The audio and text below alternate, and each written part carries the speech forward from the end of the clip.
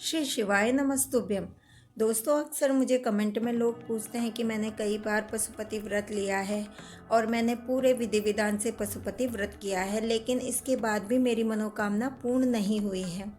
पता नहीं हमसे क्या गलतियां हो रही है जो शिव शंकर भगवान हमारी कामना को पूर्ण नहीं कर रहे हैं या हमारी विनती नहीं सुन रहे हैं।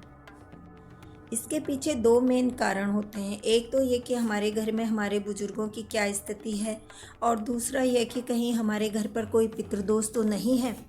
देखिए, पूरे विधि विधान से पशुपति व्रत करने के बाद भी अगर कामना पूर्ण नहीं होती है तो मैं आज आपको बताना चाहूँगी कि आप शंकर भगवान का कोई भी व्रत लेते हैं या कोई भी पूजा करते हैं तो आप पहले यह जान लें कि शिव शंकर भगवान जो होते हैं वह हमारे बुजुर्गों का प्रतिनिधित्व करते हैं। कहने का मतलब यह है कि जो हमारे घर में हमारे बुजुर्ग हैं, यदि उनकी स्थिति घर में अच्छी ना हो या वह घर में दुखी हैं या हमारी वजह से किसी भी प्रकार की प्रताड़ना या दुख उनको मिल रहा है, तो ऐसी स्थिति में हम कोई भी व्रत कर लेना, हमारा व्रत कभी सफल नहीं होगा। क्योंकि मैंने आपको बताया कि भगवान शंकर बुजुर्गों का प्रतिनिधित्व करते हैं। तो यदि हमारे घर के बुजुर्ग ही संतुष्ट नहीं होंगे तो भगवान शंकर को कैसे संतुष्ट कर पाएंगे। आपने बहुत सारे शास्त्रों में पढ़ा होगा या फिर कथाओं में भी सुना होगा कि पूजा पाठ करो ना करो, मंदिर जाओ ना जाओ, लेकिन घर में जो माता पिता हैं, बुजुर्ग हैं, उनकी सेवा करो, उन्हें अच्छे से खिलाओ पिलाओ, उन्हें खुश रखो, तभी घर में सुख समृद्धि और खुशहाली आती है।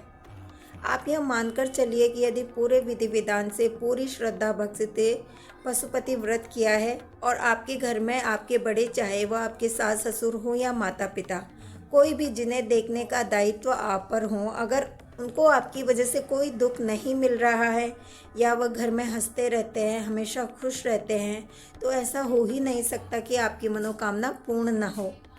दूसरा यह कि कई बार घर में पितृदोष होता है लेकिन पता नहीं चल पाता। पितृदोष में क्या होता है कि घर में कभी किसी की अकाल मृत्यु हो गई हो या कोई जवान आदमी की मृत्यु हो गई हो या फिर घर के बुजुर्ग जो भी मरे हो वह असंतुष्ट मरे हों या वह किसी से परेशान होकर मरे हों, तो ऐसी स्थिति में घर में पितृदोष होता है। पितृदोष में पीढ़ियों तक ये पितृदोष बना रहता है, मतलब कि अगर पितृदोष का निवारण न किया जाए तो ये कई पीढ़ियों तक चलता रहता है। पितृदोष में पूर्वजों की आत्माएं भटकती रहती है, उन्हें मुक्ति नहीं मिल पाती है, जिस कारण घर में शांति फैल जाती है और लड़ाई झगड़े होते रहते हैं। कोई काम भी नहीं बनता है, अक्सर घर में लोगों की हड्डियां टूटती रहती है, घर में बीमारी होती रहती है, मतलब कि बहुत सारी परेशानियां घर को घेर के बैठ जाती है। तो इसका मतलब यह होता है कि घर पर कोई ना कोई पितृदोष है। जैसा कि मैंने आपको बताया कि भगवान शंकर हमारे बुजुर्गों और पितरों का प्रतिनिधित्व करते हैं, तो घर में पितृदोष हो तब अनुष्ठान या व्रत करने के बाद भी मनोकामना पूर्ण नहीं हो पाती है।